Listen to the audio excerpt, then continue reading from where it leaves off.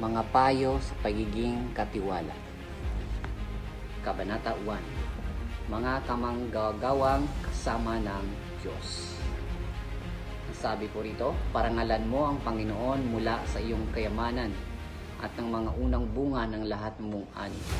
Sa gayon ay mapupuno ng sagana ang iyong imbakan at aapawan ng bagong alak ang iyong mga sisidlan. Kawikaan chapter 3 verse 9 and 10 or Proverbs chapter 3 verse 9 and 10. May taong nagbibigay ng masagana at lalo pang yumayaman.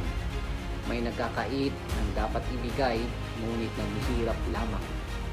Ang taong mapagbigay ay payayamanin at siyang nagdidilig ay didiligin din. Kawikaan chapter 11 verse 24 and 25 or Proverbs chapter 11, 24 and 25. Ngunit ang marangal ay kumakatha ng mga bagay na marangal at sa mga mararangal na bagay siya'y naninindigan.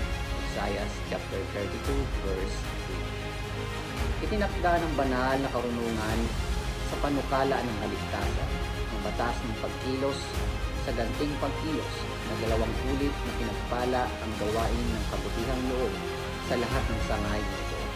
Ang nagbibigay sa nangangailangan ay nagpapala sa iba at higit na pinagpapala ang kanyang sarili.